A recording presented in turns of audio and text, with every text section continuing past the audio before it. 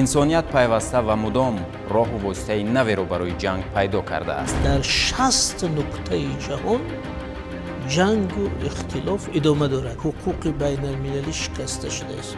таърих кам ҳолату касонеро дар хотир дорад ки барои сулҳ талош карда бошанду сулҳпеша бошанд. чун теғ ба дасторӣ мардум натавон кушт. кам нестанд кишварҳои абарқудрате ки дар сиёсати ҷаҳонӣ нақш гузоранд. чун муомилат надорад сухан ошно набошад.